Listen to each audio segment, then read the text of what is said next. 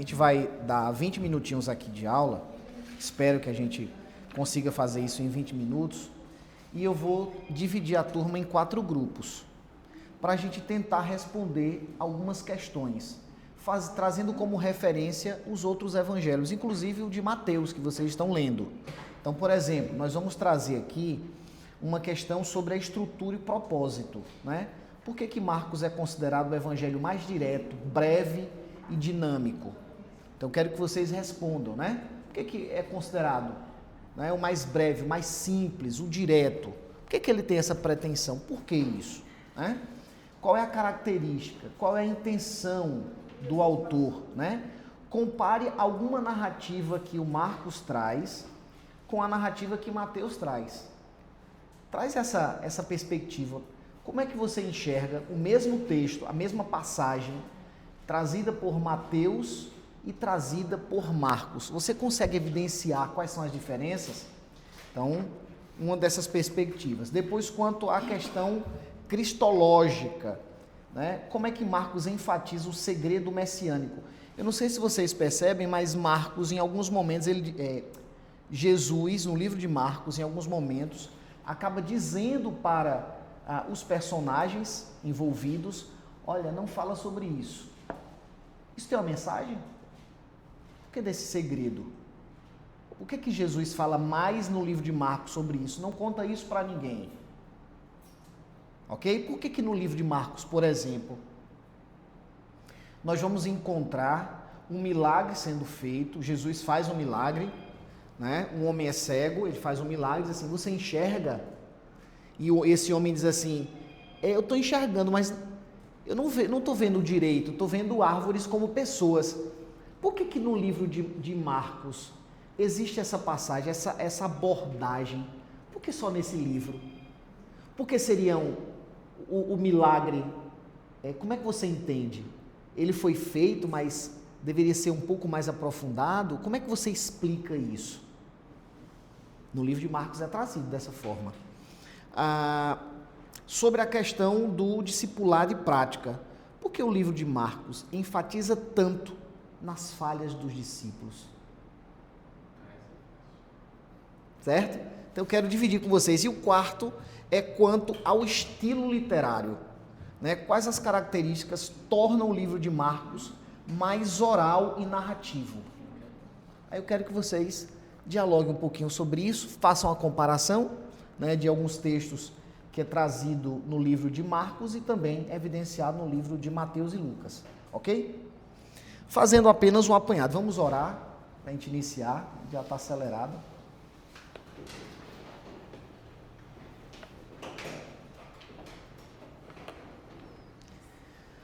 Senhor meu Deus e Pai, eu quero te louvar, quero te agradecer e te bendizer, Senhor, por todos os teus feitos em nossas vidas. Muito obrigado, Deus. Nós não somos merecedores da tua graça, do teu amor, da tua bondade, da tua generosidade. Oh, Pai, nós sabemos disso, mas o Senhor tem nos alcançado a cada dia. O Senhor tem nos visitado, o Senhor tem colocado a tua mão sobre as nossas vidas, o Senhor tem nos colocado embaixo dos teus braços, e o Senhor tem nos afagado, o Senhor tem nos direcionado, o Senhor tem cuidado de cada um de nós. Muito obrigado, Deus, porque nós percebemos que nunca fomos abandonados. Estamos sendo conduzidos pelas tuas mãos. E quando nós permitimos o teu agir, Senhor, o teu agir é completo, o teu agir é tremendo. Muito obrigado, Deus. Eu quero te pedir que o Senhor traga visão, clareza na noite de hoje, nesta aula, Senhor Deus, que será ministrada. Que o teu mover, que o teu sobrenatural, que o teu Espírito Santo fale aos nossos corações. Em nome de Jesus, amém e amém. Vamos lá, meus irmãos. Vou fazer aqui, tentar ser breve para a gente poder entrar logo nessa atividade. Quando nós falamos de texto, né, texto literário, nós vamos enxergar sempre o propósito. A gente vai fazer perguntas. Por que esse texto foi escrito? Esse texto, ele visa alcançar que público? A gente está lendo um texto literário qualquer. Nós precisamos fazer algumas perguntas. Nós precisamos fazer perguntas, por exemplo, e o autor? O autor viveu aonde? Né? O autor era próximo dos personagens, né? O autor fala de si, o autor não fala de si, porque tem alguns autores que acabam falando de si, da sua caminhada, não é verdade? É uma autobiografia, algumas perguntas precisam ser feitas. Quando nós falamos do livro de Marcos, da mesma forma, nós precisamos entender qual é o alvo. Por que nós temos, por exemplo, 3 evangelhos sinóticos? O que é que significa sinótico? Você lembra desse termo? O que é que significa sinótico? Parecidos. Conjunto. É um olhar em conjunto. Por que isso, hein? Por que isso aqui é tão necessário? A literatura, alguns vão chamar a atenção que há sempre uma orientação divina para a escrita. Há um livro que é inspirado, um livro que, né, Deus traz uma revelação, não é? Há um contato diferente com aquele que está escrevendo, o autor. Existem experiências. Mas para o judeu, em algumas passagens nós vamos perceber, boa noite, nós vamos perceber que o judeu, quando ele deseja se certificar sobre algo, ele diz assim, que tenha 2 ou mais testemunhas. Já perceberam isso no texto?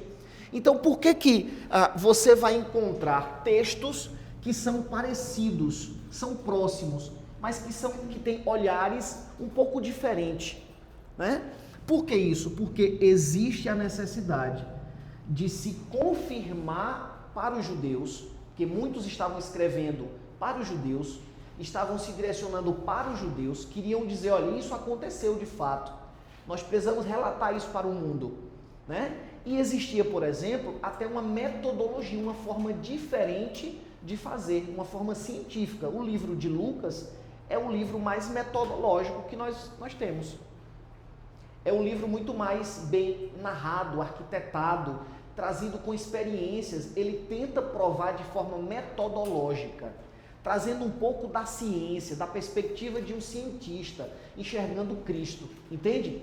Então nós vamos ver, né, esses textos como textos que vão justificar, vão trazer uma verdade, e essa verdade ela vai ser analisada e verificada também por outros olhares. Quando eu falo da necessidade de ter 3 textos ou mais, 4 textos, 4 evangelhos, vamos pensar assim, tem gente que diz assim, poxa, mas existe uma pequena divergência entre os evangelhos. Tem gente que segue por esse olhar. Por que Marcos tem essa visão aqui e o outro tem uma visão um pouco mais apurada? Isso daqui, será que isso daqui não seria falta de, entre aspas, de verdade? Não, porque nós compreendemos o mundo na posição em que estamos, na posição em que vivemos. Nós vamos compreender o mundo de formas diferentes. Por exemplo, vamos imaginar, eu estou nesse ambiente aqui, estou na sala de aula. Se eu perguntar a você, como é seu nome, filha? Andréia. Andréia, na sua posição, o que é que você vê? Descreva sem virar a cabeça, descreva o que você vê. A sala pintada de branco, o professor, 3 colegas na minha frente, uma colega à minha esquerda e algumas cadeiras na minha frente. Pronto. Andréia está na sala de aula, mas ela consegue ver o que está atrás dela? Não, ela não consegue. Se eu perguntar assim, ó, ô minha filha, como é seu nome? De jaqueta azul, como é seu nome? Rosineia. Descreve a sala de aula, na tua visão. Na tua visão, descreve o que você vê. Descreve o que você vê. O que é que você está vendo aí? Sem virar a cabeça. O que é que você consegue ver? Os professores ensinando a gente a aprender. Ela está no mesmo ambiente? Sim. A perspectiva dela é diferente? É diferente. Por exemplo, eu sou advogado. A minha perspectiva de enxergar a Bíblia é diferente. É diferente de um pedagogo.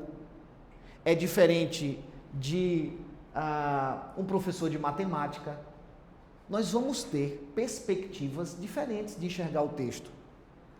e sempre dentro do nosso ponto de vista. Eu gosto quando a palavra diz assim: Deus é o Deus de Abraão, o Deus de Isaac e o Deus de Jacó. A palavra não diz é o Deus de Abraão, Isaac e Jacó. A palavra diz é o Deus de Isaac, o Deus de Abraão, o Deus de Isaac e o Deus de Jacó. Por que isso? Por que a palavra enfatiza isso? Porque a Bíblia, a visão de Deus para a humanidade, ele se importa muito com o que você vive, com as tuas experiências. E dentro das tuas experiências, ele vai ser o teu Deus. A sua caminhada pode ser uma caminhada de sofrimento, mas ele não deixa de ser seu Deus. A caminhada de outro pode ter uma outra experiência de vida, mas ele vai ser o Deus também daquela pessoa. Então ele valoriza as nossas experiências. Ele nos ama, ele chama a atenção e ele traz revelações. Por isso que nós vamos ter vários livros com várias compreensões diferentes. Ok? O livro de Marcos é um livro voltado para os romanos. Ele não tem interesse de trazer nenhuma explicação para os judeus. O foco dele não é judeu. O chamado dele é para os romanos. Então você vai ver um texto muito mais direto. Ele não está preocupado, por exemplo, com a genealogia. Não está preocupado. Mas ele está preocupado com os milagres de Jesus, de revelar os milagres, os feitos de Jesus, as ações de Jesus. Se a gente vai buscar no livro de Mateus, a gente vai ver que Mateus, sim, ele está preocupado. Ele está preocupado em dizer que Jesus é da genealogia de Abraão. Não é verdade? Não está preocupado? Por quê? Porque o foco de Mateus é um foco de provar. Eu vou provar a você que esse Jesus é o Jesus descendente de Abraão. Marcos não tem esse interesse. Marcos, ele é direto, ele é mais objetivo, ele é mais fluido, ele é mais oral. Por que Marcos é mais oral? Inclusive na escrita. Porque Marcos, muitos vão dizer que Marcos, ele é servo de Pedro. Servo entre aspas. Ele caminha com Pedro. Ele é discipulado por Pedro. E muitos vão dizer que o que ele escreve é uma escrita de Pedro. É a fala de Pedro. É aquilo que Pedro queria escrever. Então, como ele vivia com Pedro, Pedro o influencia. Então, a escrita, muitos vão dizer, é como se houvesse ali um evangelho segundo Pedro. Já tinham ouvido falar disso? Pronto. Então, muitos vão dizer, olha, é Pedro falando. Ele apenas está escrevendo. Certo? Esse Marcos aqui é o Marcos que é primo de Barnabé. João Marcos é o primo de Barnabé. É aquele que, em uma viagem, não sei se vocês já passaram por esse texto na Bíblia, mas diz que Marcos, ele recua, ele volta para casa. Lembra disso? Numa viagem, ele está seguindo numa viagem missionária com Paulo e Barnabé, e pelos enfrentamentos, pelas doenças, ele acaba voltando. E Paulo fica muito chateado com ele. Paulo acaba dizendo que não vai mais levar. Não vou levar gente que não tem responsabilidade com o evangelho, que não deseja servir a Cristo como de fato deve servir. Paulo fica chateado com ele. Mas é esse mesmo Marcos que lá na frente, quando Paulo é preso, é esse Marcos que está aos pés de Paulo. Então esse Marcos, ele não só conviveu com Pedro, esse Marcos não só conviveu com Pedro, esse Marcos também conviveu com Paulo. Então esse Marcos, ele pôde perceber as duas realidades, as duas formas de viver o Evangelho, tanto numa perspectiva de Pedro, quanto numa perspectiva de Paulo. Quando a gente inicia Atos dos Apóstolos, o foco é em Pedro. Depois da conversão de Paulo, o foco é em Paulo. Vocês percebem isso? Então, até o capítulo 7, capítulo 8 de Atos, o foco está em Pedro. Depois o foco passa a ser Paulo. Por quê? Porque se entendeu que a igreja, a função da igreja, era a função de expansão. E quem estava promovendo isso? Quem estava expandindo? Quem mais falava sobre o Evangelho? Paulo. É por isso que a gente vai ver que em parte da vida, da descrição da vida de João Marcos, ele está com Pedro, é a fala de Pedro, mas em outros momentos é Paulo, é a vida de Paulo na vida dele. Ok?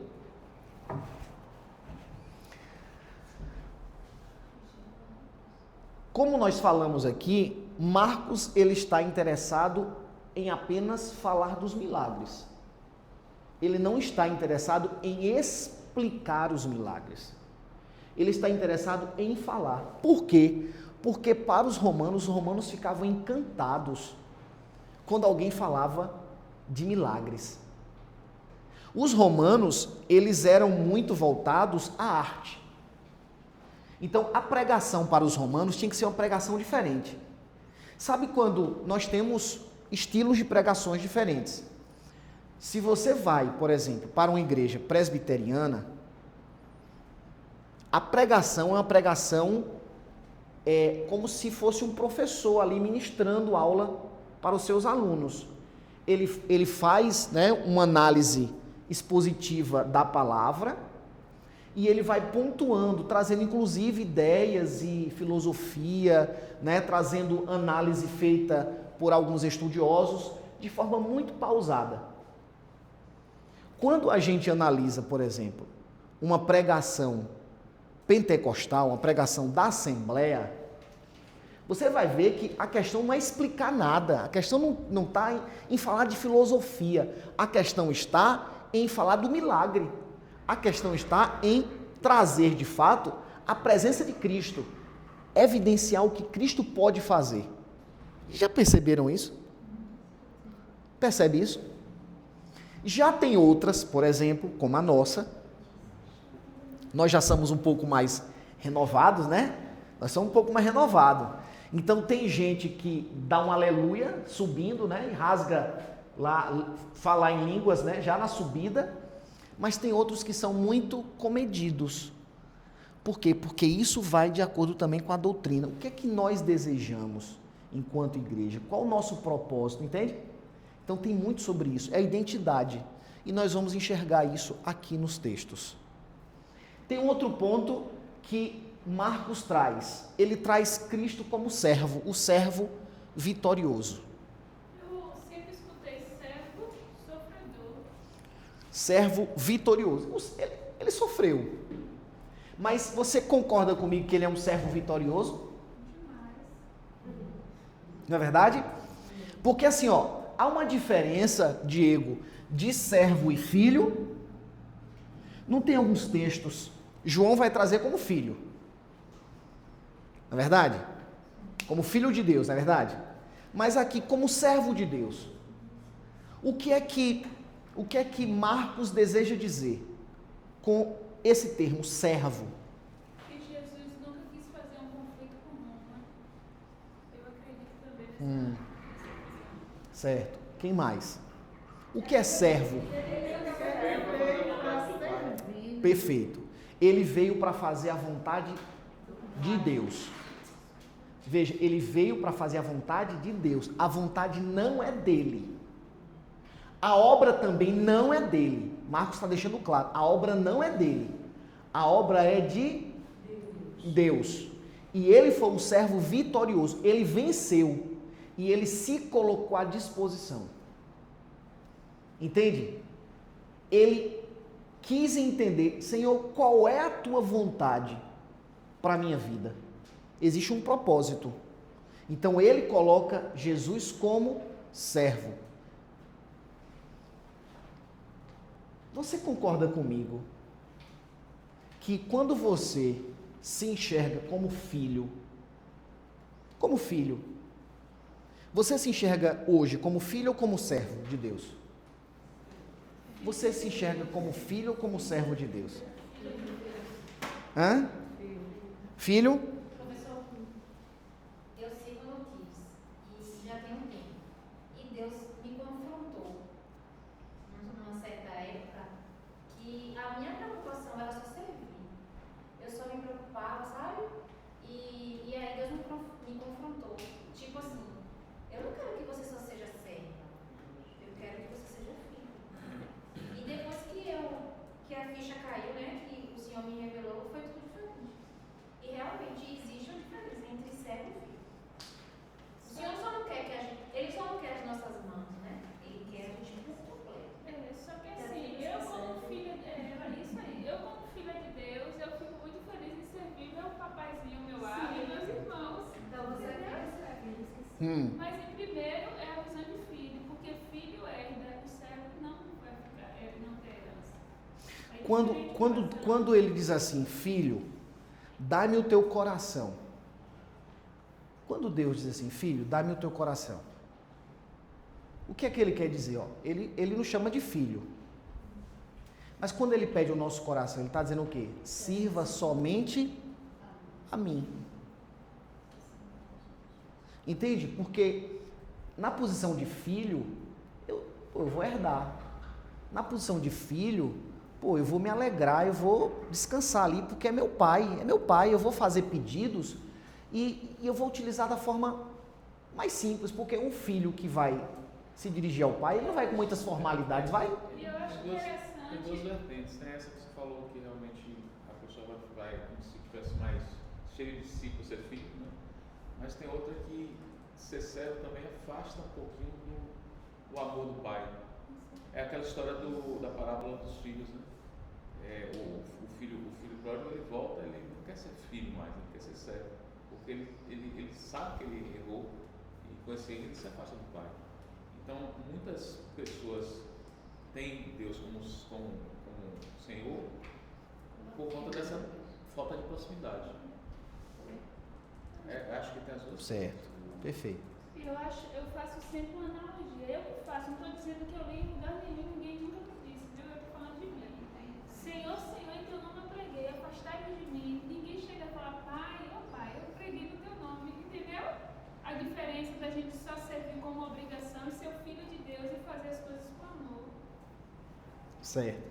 Quando Jesus fala assim, pai, se for possível, afasta de mim este cálice. Veja, ele está trazendo uma narrativa, se for possível, ele está falando com o pai dele, não é?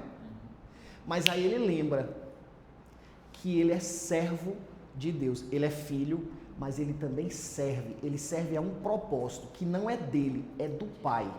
Aí ele diz assim, mas cumpra a tua vontade. Ele está dizendo, mesmo sendo teu filho, eu entendi que eu tenho que cumprir a tua vontade, eu tenho que servir o teu propósito, a tua vontade.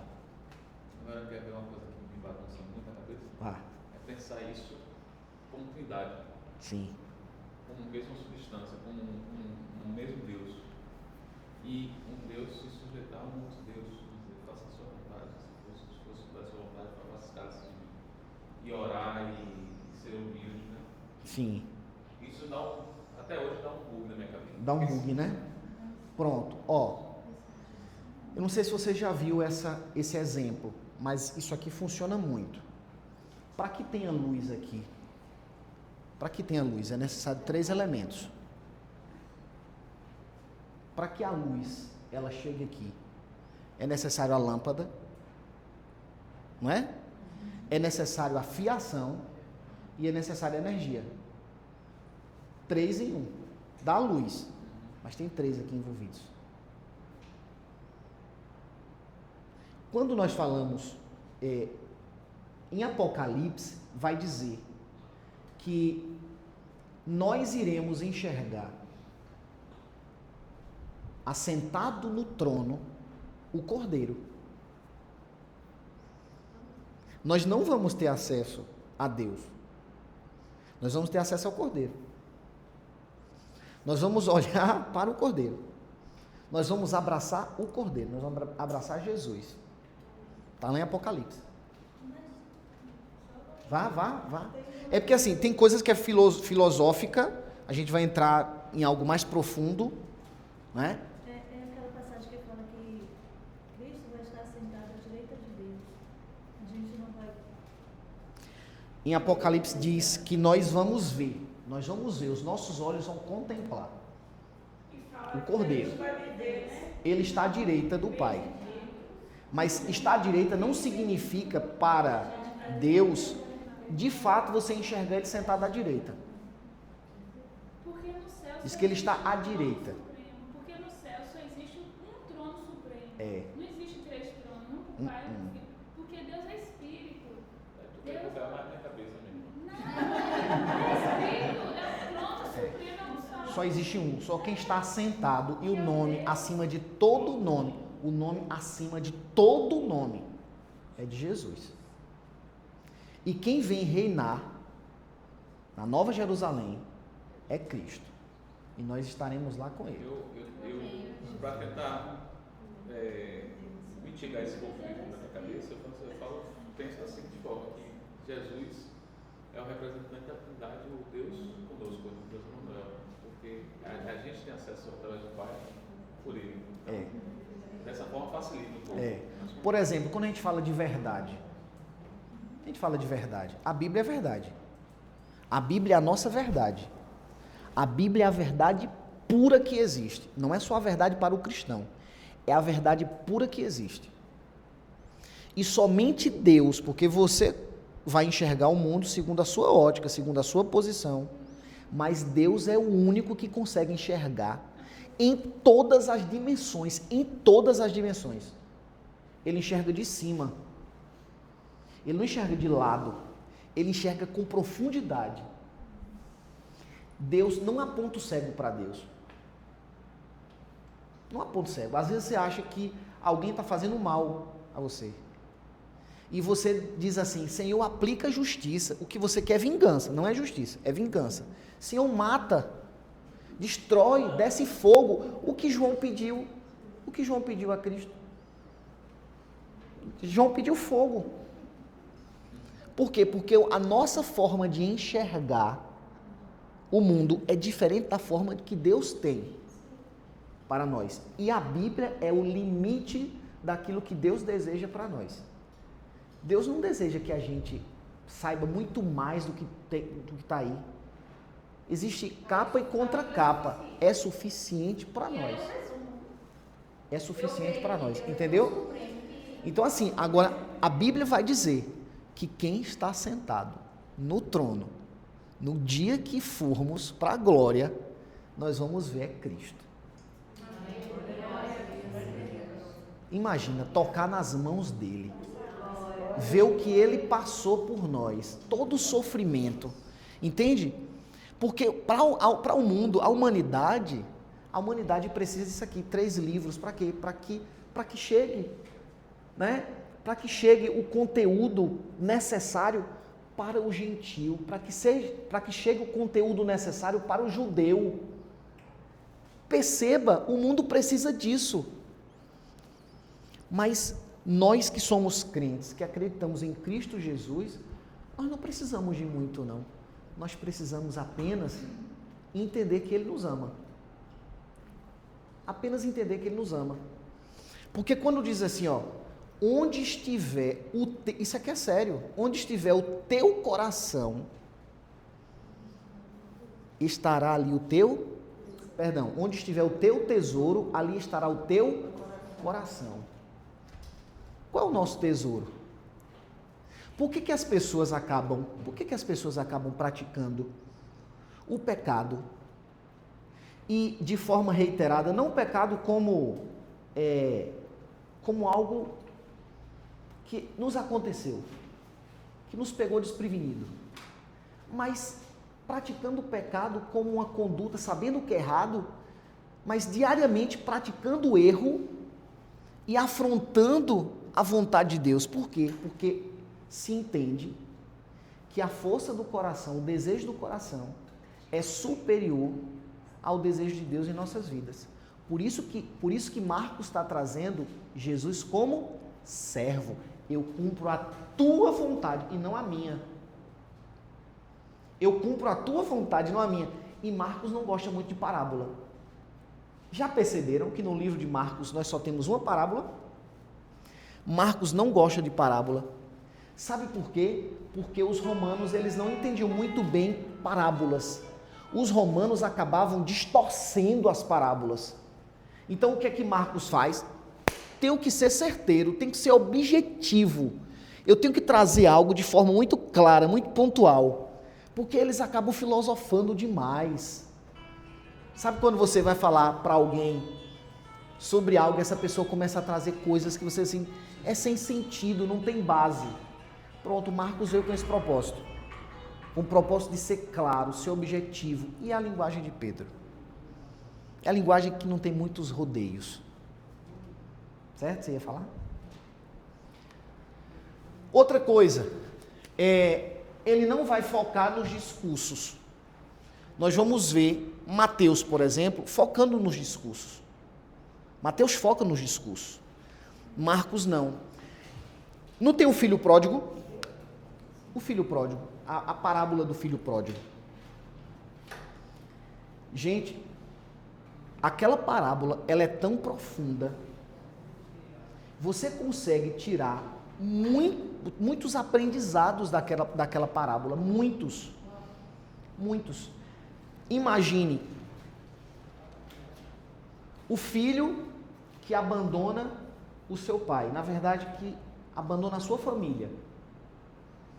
E ele não só abandona, mas ele diz para o pai: você está morto para mim.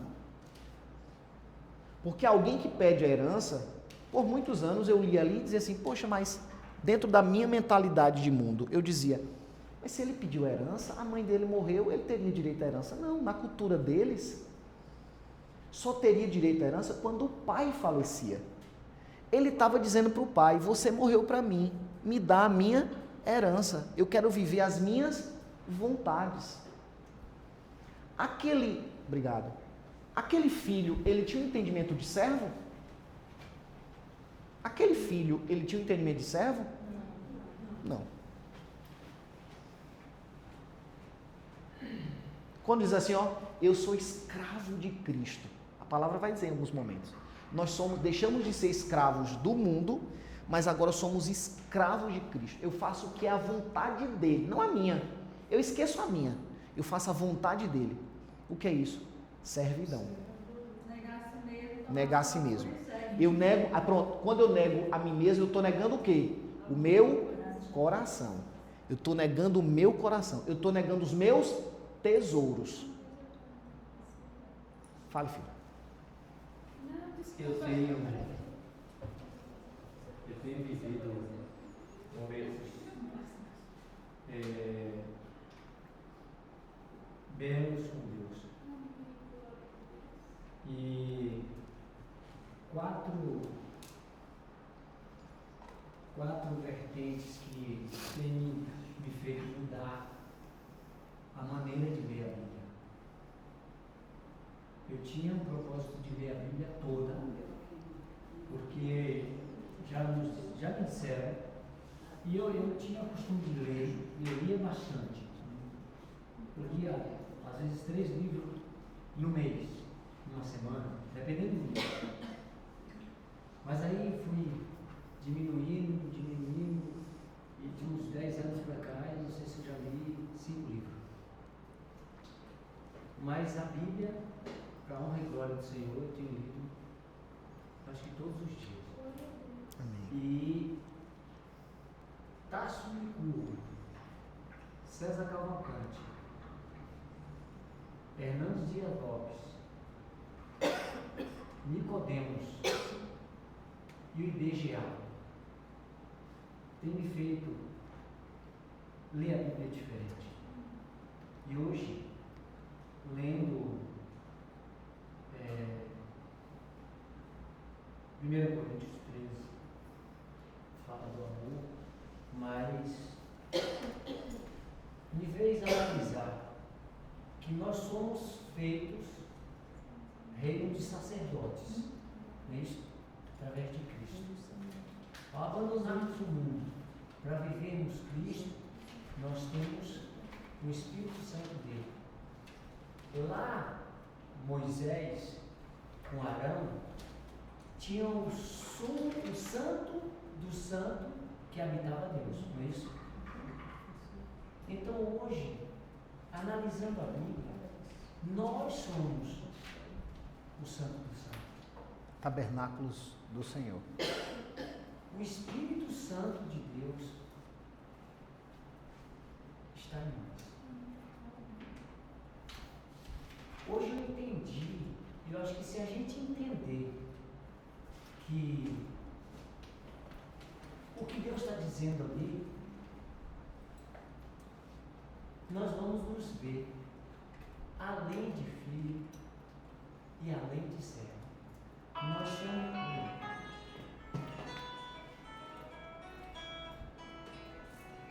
Refusa, assim. Deixa eu. Além de filho, nós somos lugar onde Deus quer estar. Ou seja, quando ele diz que nós somos o sal da terra e a luz do mundo, não é por nós mesmos, é porque Ele está em nós. Onde nós chegarmos, nós temos que representá-lo desta forma, com a casa de Deus. Chegou aqui, como foi dito, eu não sei se foi dito aqui ou se eu vi numa pregação, que acho que foi aqui, que nós somos um pedaço do céu, como embaixadores de Cristo. Porque quando um país manda o seu embaixador para outro país, ele está representando uma parte daquele país naquela terra. Então, como embaixadores de Cristo, nós levamos a casa de Cristo onde a gente chega. E eu tenho lido a Bíblia, procurado ler a Bíblia dessa forma, com as orientações dessas 5 vertentes que eu falei aqui. Uhum. E o IBGA tem me dado essa maneira, tem me despertado para ler a Bíblia dessa forma e entender dessa forma. Então, eu me vejo hoje como um pedaço de Deus no lugar que eu chego. E eu tenho, pela misericórdia de Deus, tentado me policiar para representar dessa forma. Amém. Amém. Isso é ser servo. O Espírito Santo de Deus habitar em nós é algo tremendo. É tremendo. Uma coisa que é interessante aqui, a gente está falando, eu gostei da tua fala, porque, olha só, quando a gente fala de servo, nós estamos falando é um texto voltado para os romanos. Então, um texto que tinha uma perspectiva de alcançar os romanos. Ou de explicar a palavra, né, de forma mais clara para os romanos. Há quem também diga isso. Você diz que isso é ser servo? Veja só, vou chegar aí. Para os romanos, todo filho era filho adotivo. Para os romanos, todo filho, mesmo o biológico, deveria ser adotado. Era assim, ó. Os romanos, os espartanos, os gregos tinham uma visão de repudiar o filho. Se o filho nascesse com uma cicatriz, com uma deficiência, eles repudiavam, eles diziam, não é filho meu, não aceito. E em Esparta, havia uma regra de que as crianças com má formação, eles levavam para a beira do precipício e eles jogavam essas crianças de lá. Então, para Roma, para os romanos, todo filho era filho adotivo. O filho nascia, mesmo sendo biológico, ele nascia e era levado para o pai, era colocado no meio da sala. E o pai ia lá e examinava e dizia: eu aceito, é meu filho. Então, mesmo sendo pai biológico, era também pai adotivo. Quando Marcos fala de servo, veja, não está falando de qualquer... Veja, porque como vai atacar o romano, como vai levar a palavra para o romano entende, dentro de uma perspectiva, o que é pai, não é verdade? Deus nos rejeita?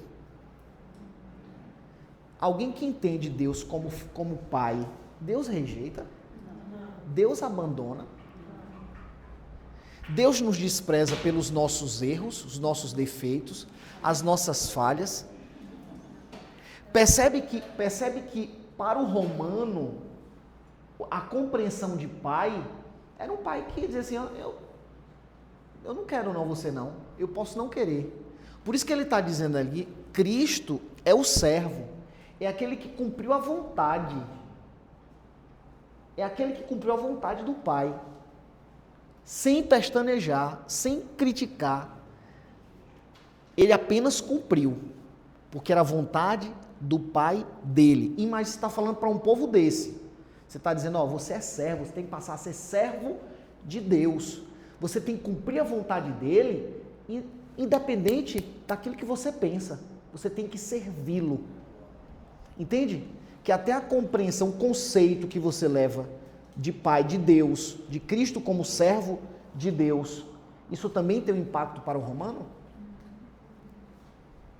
Aí você quer impactar mais ainda, aí o Evangelho diz, agora para os judeus, Jesus é filho de Deus.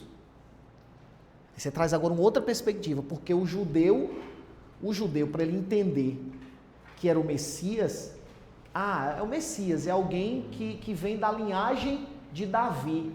Não, ele não é só da linhagem de Davi, não. Ele não é só escolhido, não é um povo separado. Ele é filho de Deus. Entende? Tem um propósito isso. Há um propósito nessas colocações. Você ia falar, filha? Não? Vamos lá. Eu quero separar vocês aqui em 4 grupos. 4 grupos. 4 grupos aqui. Vamos lá?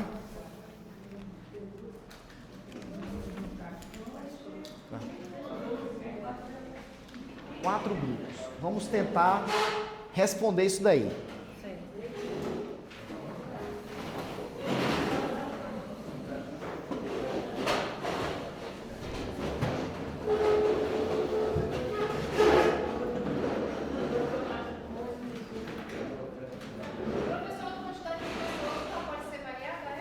Pode. Se tiver como ter um equilíbrio, é melhor, né? Ó, os dois aí, ó, pra trás, se puder.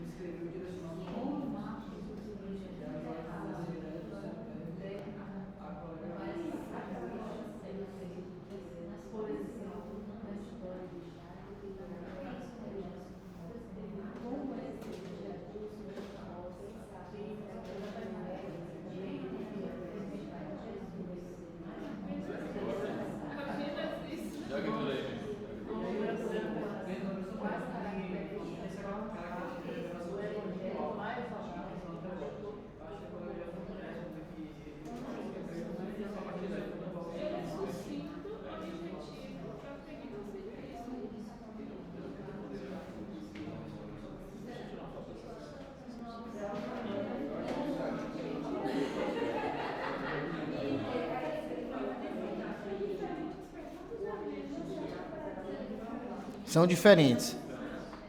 São diferentes.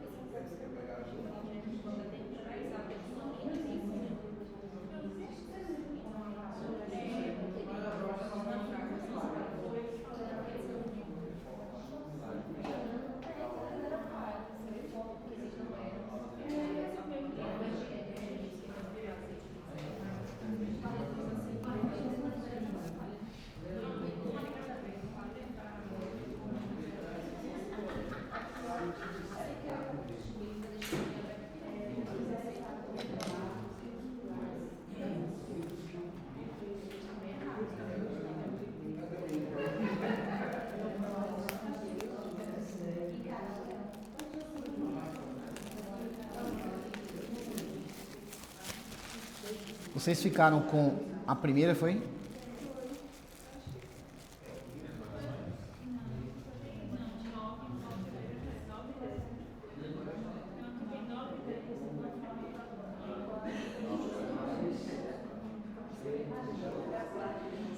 Questões sobre estrutura e propósito, né? Questões?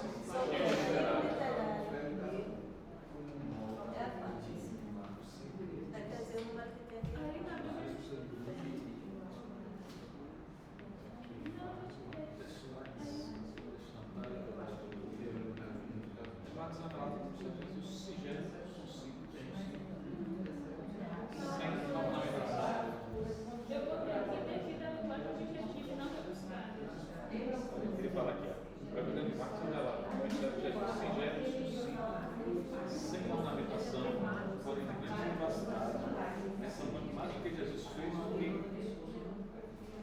que ele disse.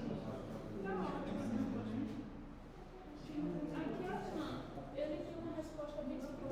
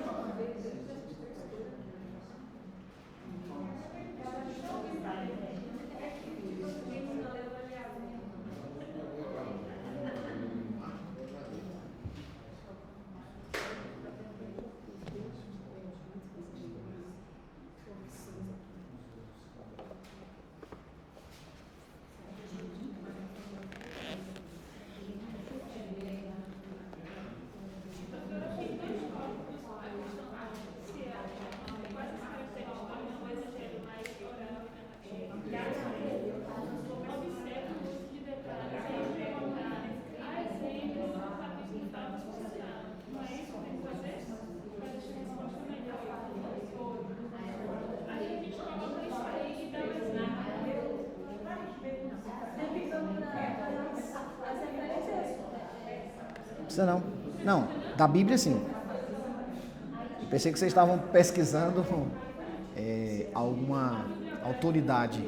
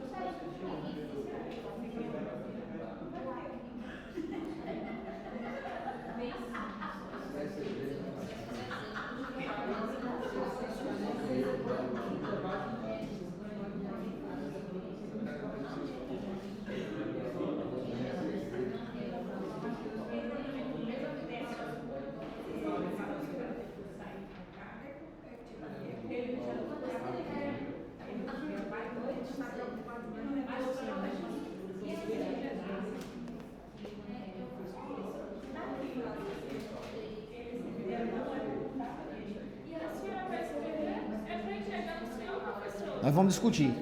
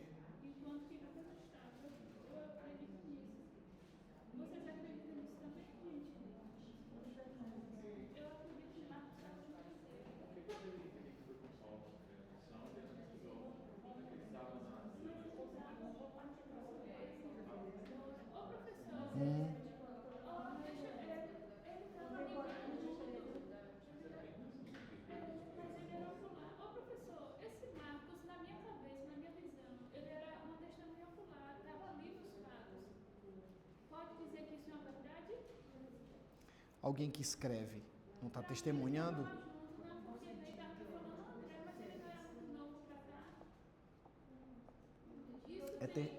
Ele é o autor, né? Ele está testemunhando.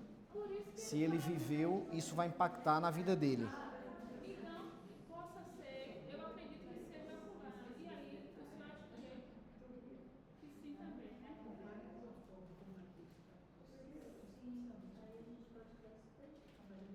Pode usar esse, vamos usar. Quem usar, não, a gente ainda está na primeira. Que a gente está exemplificando, porque ela é mais oral, porque é mais oral. Então, nessa nova?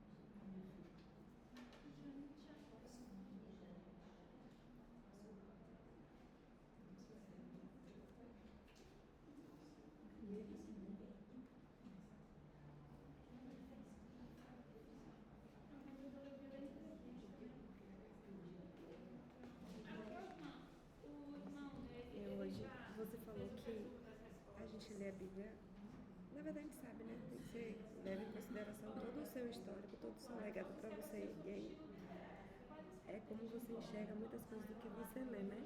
Aí hoje de manhã, engraçado que eu me peguei nessa situação. Tem um cara que eu sigo. Ele é o maquiador de Michele Bolsonaro. Não sei se você já viu. Ela postou já várias fotos com ele. Ele é homossexual. E aí, um dia desse eu vi que ele tinha participado de uma vigília, não sei o quê. E eu até orei por ele, né? O senhor está fazendo obra na vida desse homem. Ele tem uma história bem assim, né? E ele só vive com ela. Aí quando chega hoje de manhã, olha o que é que esse cara... Não sei se você já viu. Tem um monte de foto dele com Michele. Quando ela viaja, ele sempre é quem maquia ela, né? A esposa de Bolsonaro, Eu você sei. sabe, né? Aí vem ele hoje de manhã. Mande pro seu marido, eu nem vou botar. Tá vendo? Ele tá com a Bíblia. Eu não sei se Deus tá fazendo a obra. Aí ele pega Efésios do marido para cuidar da esposa, para falar dos produtos de skincare dele, de limpeza do rosto. Aí eu, gente... Se Aqui, ó. aproveitando da palavra para... Aí quando eu vi... Porque ele quer chegar, ele quer alcançar um público. Ele quer alcançar o público. Aí ele tá usando a palavra ali.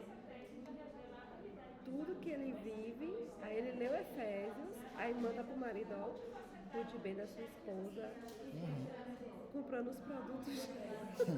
Imagine. Imagine aqui, ó, tá vendo? Mande pro seu marido. Aí ele fala, tá vendo? Melasma, não sei o que, para comprar os produtos dele. Aí, Se aproveitando. Tem muita gente se aproveitando da palavra de Deus para...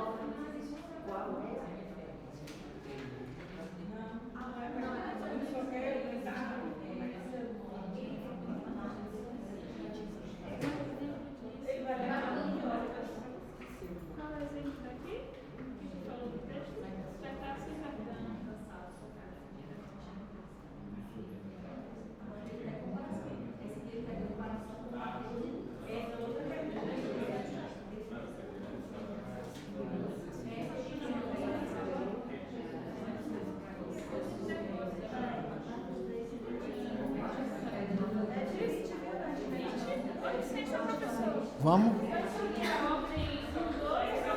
Não, a gente pode. Vamos lá? Finalizaram? Mais 5 minutinhos, viu? Senão a gente vai entrar no horário.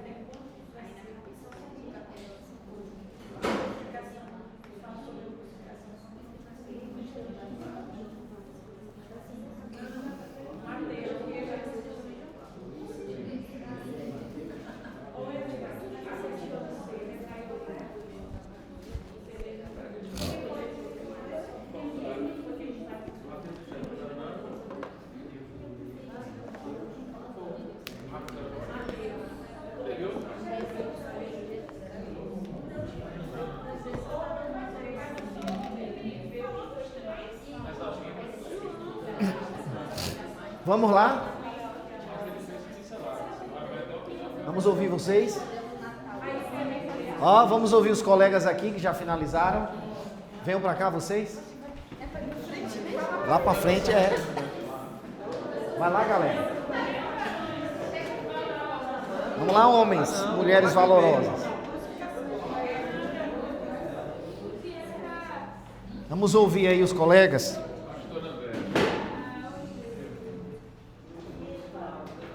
Peraí, ó, peraí. Deixa a gente só mudar isso aqui.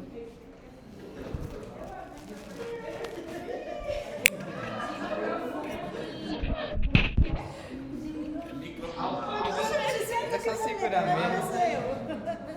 Só porque o pessoal de casa tem que ouvir também. Vamos lá. Boa noite a todos, a paz do Senhor. Nós iremos responder aqui alguns questionários sobre o livro de Marcos. Questões sobre estilo literário. Quais características tornaram Marcos o evangelho mais oral e narrativo? No livro de Marcos, pessoal, como você já sabe, já começa com Jesus na fase adulta. É um relato do ministério de Jesus de uma forma singela, sucinta, sem ornamentação, porém com grande vitalidade, ressaltando mais o que Jesus fez do que Jesus disse. E como o Marcos era uma testemunha ocular do que estava acontecendo, ele descreve detalhes importantíssimos que o Lucas, mesmo sendo historiador, não consegue descrever, porque Lucas escreveu seus fatos devido a entrevistas com as pessoas que viveram os acontecimentos. Mas Marcos não. Marcos estava lá e ele dava detalhes de coisas, mas escrevia de uma forma breve e objetiva. A exemplo disso, nós vemos lá em Marcos 3, 20 e 24, contrastando com Lucas 11, 14 e 18, que fala sobre o pecado sem perdão. O que acontece lá? Marcos fala em pequenas palavras e demonstra mais detalhes sobre o assunto de forma sucinta e objetiva. Aí a outra questão, a questão 10, fala o seguinte: como Marcos utiliza a técnica de intercalamento, ou seja, a técnica sanduíche, por exemplo, na história de Jairo e da mulher hemorrágica, como esse recurso reforça temas como fé, medo e revelação. De uma forma clara, intercalamento é uma técnica onde consiste do autor falar uma história e contar outra ao mesmo tempo, sem pausas, sem interrupções. Isso acontece lá com a mulher do fluxo de sangue e a filha de Jairo, onde ele não dá pausa. Por exemplo, Jesus estava andando e encontrou Jairo, depois foi à casa de Jairo e curou a sua filha. Não é isso que acontece. Jesus estava andando para a casa de Jairo, no meio do caminho se intercala com a história da mulher do fluxo de sangue. No meio do caminho, ele conta as duas histórias. Vocês perceberam isso? Isso se chama técnica de intercalamento, contar duas histórias com o foco principal de quê? De prender a atenção do leitor para os objetivos e os pontos principais. E ele faz paralelos. Por exemplo, a mulher tinha 12 anos que sofria com hemorragia. A filha de Jairo tinha 12 anos de idade. Os outros evangelhos não fazem isso. E o Marcos faz, porque ele era hábil nessa técnica de intercalamento. Isso serve para quê? Marcos utiliza o intercalamento, estilo literário único, na sua narrativa rápida, que envolve a inserção de uma história dentro da outra. Essa técnica serve para criar paralelos temáticos e aumentar a intensidade dramática da narrativa, tornando poderosos e atraentes aos ouvintes, intensificando as experiências dele. Essa técnica revela a habilidade de Marcos como escritor e seu desejo de enfatizar a natureza multifacetada do ministério de Jesus Cristo. Ou seja, ele aponta para dois problemas, sim ou não? Uma criança morta, a outra mulher com 12 anos doente, dois problemas e uma solução que está em Cristo. E isso faz com que a nossa fé olhe e disse assim: olha, Jesus pode curar não só uma questão só, ele pode resolver vários tipos de problemas. Isso é a multiforma da graça de Deus nas nossas vidas e o poder de Jesus Cristo, que não é só resolver uma coisa. Jesus pode resolver todas as coisas, porque todo o poder é dado a Jesus nos céus e na terra. E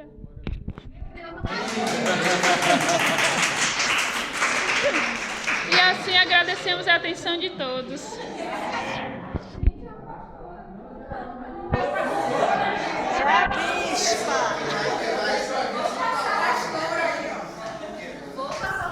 Quem vai?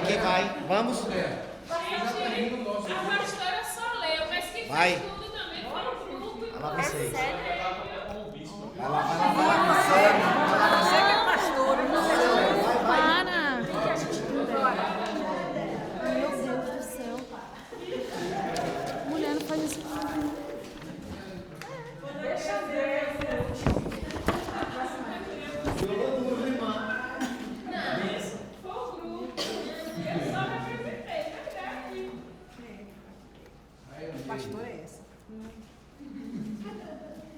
cada grupo tem uma pastora. Boa noite. Boa noite. A gente ficou com a questão 3. Questões sobre discipulado e prática. Por que Marcos enfatiza tanto as falhas dos discípulos? Medo, falta de entendimento e dureza de coração.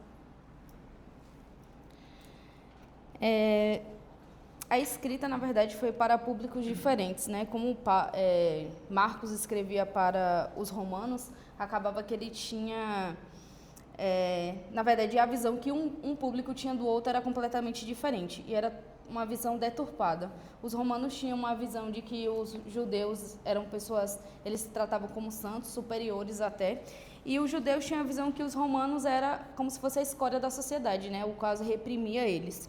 E por conta disso, pensamos, né, que Marcos quis trazer essas falhas dos discípulos para mostrar que todos eram iguais e que todos tinham a oportunidade, né, de andar ali com Jesus, mesmo com todas as falhas que eles tinham. Compare com a forma como Mateus trata os discípulos, especificamente Pedro. E qual o sentido teológico dessa diferença? Bora lá, eu vou trazer a minha visão do que eu entendi ali por cima. Em alguns textos que eu acabei pegando ali, principalmente onde Pedro diz que, na verdade, Mateus traz a parte que Pedro diz que Jesus é o Messias, né? Eu vejo ali, em outros textos, Mateus ele sempre traz algumas partes que Pedro está mais em evidência além dos outros discípulos. Tem tanto essa parte na qual Pedro diz que Jesus é o Messias, tem a parte também que Jesus anda sobre as águas e Pedro reafirma que Jesus é filho de Deus. Então, a diferença que eu senti nos dois evangelhos é que Mateus ele traz Pedro ali como se fosse um líder deles. E Marcos, ele traz também o mesmo relato, mas nesse momento Jesus pede para que todos não falem sobre o que aconteceu. Eu entendi que nesse momento foi como se fosse num princípio ali do ministério de Jesus, onde Jesus queria que essas informações ainda não fossem levadas para todos. Mas quando Mateus retrata, ele retrata de outra forma, trazendo mais informações. E a diferença, especificamente, é que eu acho que Mateus traz essa evidência de Pedro como um líder ali entre os discípulos. Não sei se minha visão está certa. Vocês querem complementar? Não, obrigada. Pergunta sobre o sentido teológico, qual é a diferença? Eu, sinceramente, fiquei um pouco em dúvida. E acabou que minha mente viajou um pouquinho, né? E eu trouxe a respeito de como esse texto, principalmente onde Pedro afirma que Jesus é o Messias, traz uma certa interpretações diferentes hoje em dia, né? É tanto que é daí onde a Igreja Católica traz, né? Que Pedro é a pedra da igreja e tudo mais. Então, acho que, não sei qual é a diferença teológica, mas traz diversos tipos de pensamento e interpretações para o mesmo texto. Como o Evangelho de Marcos mostra um Jesus em constante movimento, entrando e saindo de cidades, curando e libertando, o que essa ênfase no Jesus em ação comunica a uma comunidade que enfrenta a perseguição? Não.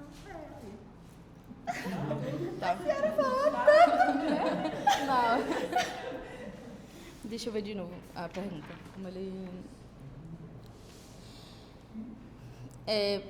Marcos, ele traz Jesus como servo, como foi dito na aula, então, e ele dá ênfase nos milagres de Jesus. Então, Jesus realmente estava ali em constante movimento, indo para um lugar, indo para outro, e acaba que, para ele retratar esses milagres, né, ele realmente tinha que estar descrevendo todas essas caminhadas que Jesus ia dando em todos aqueles lugares.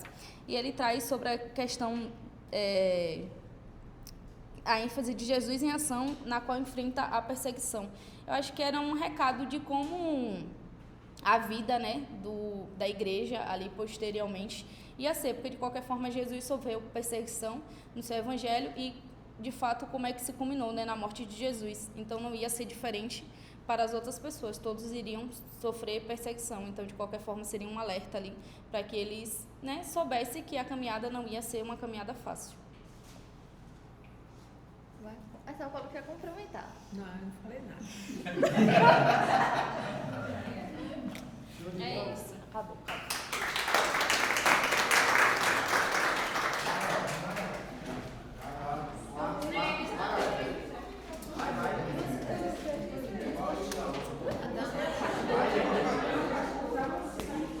Bora. Eu vejo a pergunta e não trava não. Boa noite, boa noite. Eu vejo aqui as perguntas e isso. Bora lá, boa noite, gente. A primeira pergunta que tem aqui pra gente, que teve pra gente aqui, né? Por que Marcos é considerado o evangelho mais direto, breve e dinâmico? O que essa característica revela sobre o seu público-alvo e a intenção teológica? Porque é o mais curto dos 4 e prioriza as ações em vez de discurso. Qual é a pergunta? O que essa característica... Revela que é um público que se interessa muito mais com o poder e com as ações e autoridade. O público, na verdade, estava focado mais nisso, né? De querer saber da autoridade, do poder, entendeu? Então, por isso que foca nisso aí. Lembra do centurião? Sim. Ele chega para Jesus e diz assim, ó, não precisa ir em minha casa, não. Basta dar uma ordem. A sua palavra. Eu tenho homens que escutam a minha voz, que eu digo assim, vá para ali, ele vai, venha para aqui, ele vem. Então está falando da autoridade. É isso mesmo. O segundo, como o uso recorrente da palavra imediatamente molda o ritmo de Marcos. Compara esse ritmo com a narrativa mais didática de Mateus e a mais histórica de Lucas. Na verdade, a gente não fez essa comparação. Mas a gente viu imediatamente.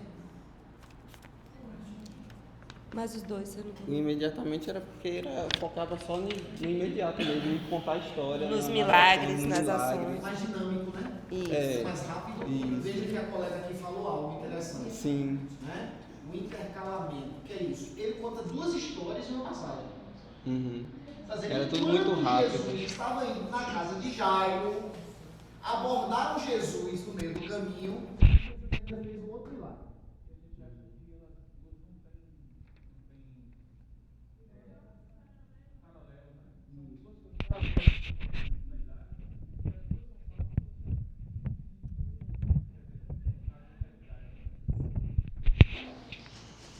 Porque Marcos inicia seu evangelho não com genealogia, nem com o nascimento, mas com João Batista e o ministério de Jesus já adulto.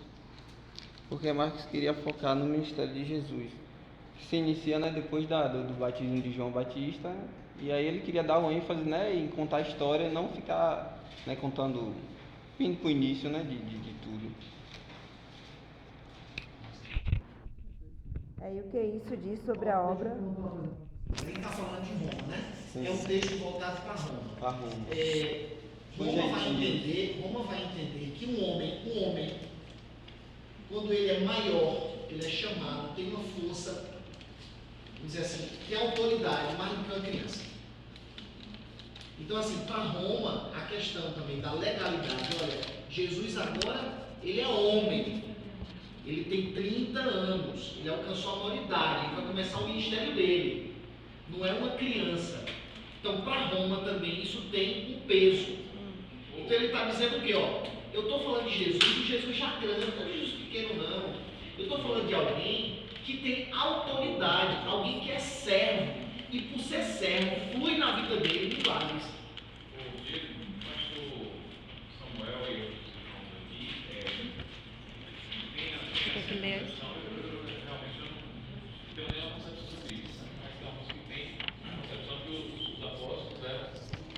Bem jovens. Sim. Jovens e adolescentes. Mas talvez essa colocação possa estar que tinham deles que já eram adultos. Perfeito. Porque assim, há um entendimento mesmo, ele está certo, de que, por exemplo, Pedro era o maior. O único adultos. os outros eram menores.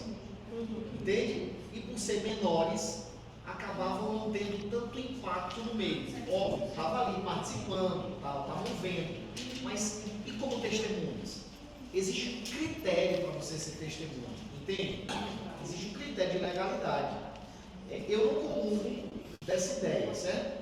Ela existe, mas eu não comungo dessa ideia de que eram adolescentes. Eu não comungo, até pela vivência que eles passaram e qual era o propósito. Havia um risco muito grande, né? E inclusive Jesus esperou.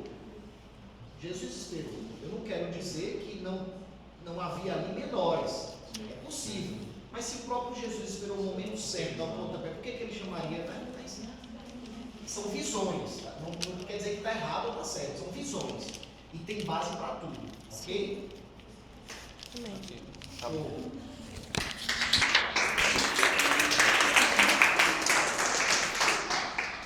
Quem vai pregar aí? Vamos lá, vocês agora. Cheio de pastor aqui dentro. Eu acho que o tempo foi insuficiente. Porque as nossas perguntas foram. Bora, vai. Complexa, né? Depois que a gente viu a pregação e a gente Vai pro pessoal ver o que diz. Vai ver.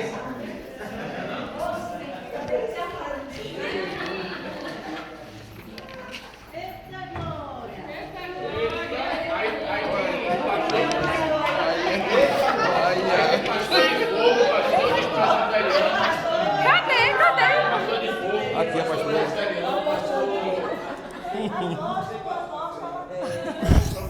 Professor de Nada. Estamos aqui para aprender. Já tentei justificar com o professor que as nossas perguntas foram um pouco complexas e o tempo insuficiente. Ou seja, não é falta de inteligência, não. É falta de tempo.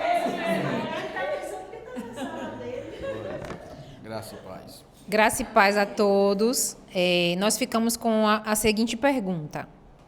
Como Marcos enfatiza o segredo messiânico, Jesus proibindo que falem sobre ele? Bom, a gente pegou 4 referências, né? E uma delas é: olha, não digas nada a ninguém, porém vai, mostra-te ao sacerdote e oferecei pela tua purificação o que Moisés determinou para lhe servir de testemunho. Fala, irmão, que eu tô falando aquela hora. Eu queria que publicasse. Pode falar. Gente, divide a carga. Não acertou isso lá. A gente não teve nem como ver o que cada um ia fazer, mas enfim. A gente viu isso, que o que mais diferenciou, né, Marcos dos outros livros é que ele queria como se ele preservasse mais Jesus, que não fosse como Mateus, que era tão explícito, né, tudo o que acontecia. E Marcos era mais reservado, queria que não fosse a gente chegou a essa conclusão, que Marcos procurava reservar mais Jesus, entendeu? Nas falas, comparado aos outros. Se alguém quiser falar. Eu vou fazer uma pergunta para vocês, porque trabalhando por isso em casa, né? Meu pai, quando a gente falava um segredo para ele disse assim: não conta para ninguém, não. Isso aí é como se fosse matar. É como se fosse conta para todo mundo. Então, talvez eu tenho para mim, não sei se é coisa errada, mas eu tenho para mim que Marcos fazia isso, já para atiçar a curiosidade das pessoas para que ela... Mas ele morreu e levou o segredo com si. A gente tem que segredo. É mistério. É segredo e não morreu. Aí tem outra pergunta, né, dentro dessa daí que eu acabei de falar. Compare com passagens paralelas em Mateus e Lucas. Deixa eu fazer só uma pontuação. Eu gostei da observação de vocês. Se a gente perceber que é Pedro falando para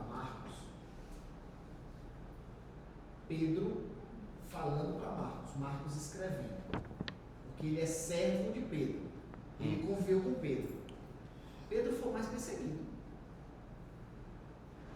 Então, como se fosse assim, ó, tinha que esconder isso. Não podia revelar naquele momento. Tinha que esconder. Por quê? Porque a gente estava todo mundo se resguardando, todo mundo se protegendo, com medo de correr. Porque se anunciasse logo, entende? Tem um momento certo. Não, espera, tem um momento certo. E Pedro é o líder. Tem um momento certo. Calma aí. Se os outros fossem, tem que pensar, se os outros fossem de menor idade e Pedro de maior idade, olha o peso que tem sobre alguém que deve proteger a vida dos outros. E que o mestre está dizendo algo que ele não sabe se tem que dizer naquele momento, ou o mestre, não, guarda isso aí, não é o momento. Entende?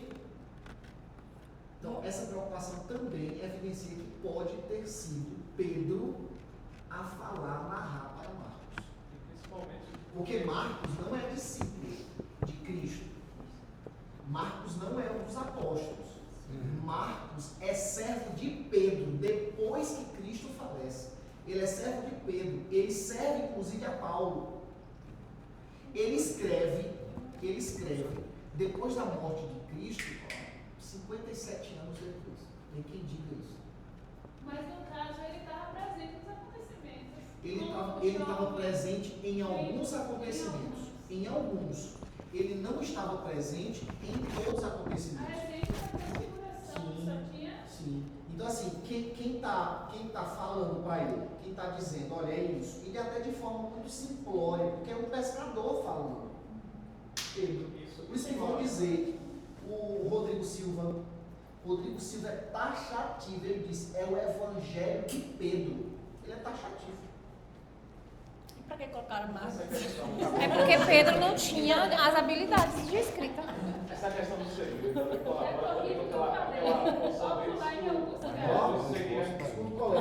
Jesus seria o Messias terreno que ia livrar do jugo de Roma, não de todos os pecados. Então, por isso que porque não é para Roma que ele escreve, então sempre tem esse cuidado. Então, corrija aí, que ele não estava em todos, só em alguns eventos. E querendo ou não, por mais que ele não queresse alvoroço, que não divulgasse, o povo queria o milagre. O povo ia atrás de Jesus. E a multidão se encontrava porque ele sabia que era Jesus. E a cura, o milagre acontecia. E por mais que ele enfatizasse, não conta, não fala, o burburinho acontecia, né? O povo sabia, aconteceu aquele milagre. Jesus curou, Jesus libertou. E aí o povo ia atrás de Jesus. É tanto que ele fazia o milagre, ele ia orar, né? Ele se distanciava sozinho. Quando ia ver a multidão, estava toda atrás dele. Porque ele sabia que era Jesus, o dono do milagre, de poder e de glória. Aleluia! Compare as passagens paralelas em Mateus e Lucas, nas quais essa ordem não é central. Nós colocamos a referência a Mateus 8,4. Disse-lhes então Jesus: olha, não o digas a alguém, mas vai, mostra-te ao sacerdote e apresenta a oferta que Moisés determinou, para lhes servir de testemunho. E também outra passagem que... aqui já é outra resposta. Então, a comparação de Mateus e Lucas é essa, que comparada a Marcos, né? Sobre o segredo, que não é para dizer para ninguém, que não é para sair falando, que não é para fazer como os outros, com os outros milagres. E a outra pergunta, o que isso revela sobre o modo como Marcos apresenta a identidade de Cristo? Marcos enfatiza Cristo como Filho de Deus, diferente dos outros, né? E a referência bíblica é Marcos 1,11 e Marcos 1,1.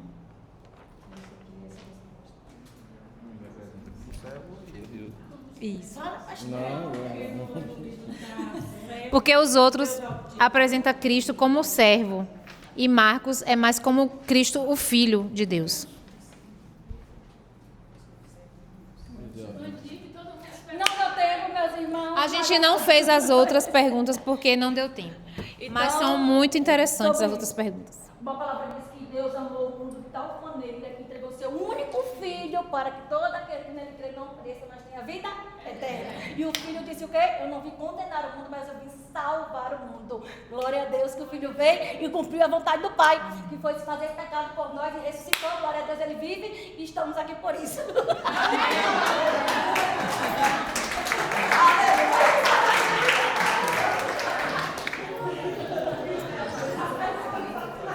Maravilha, gente.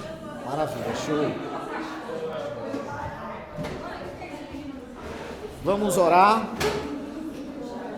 9h10, vamos orar. Na próxima aula, se Deus nos permitir, a gente continua. Certo. Foram boas as perguntas? Vamos lá, gente, vamos orar.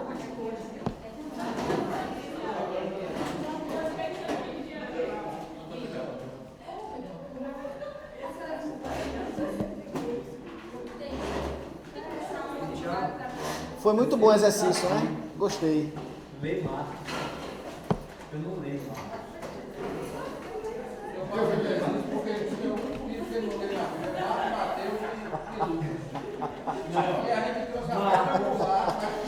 Eu só pego Marcos quando tem alguma referência para fazer uma classe.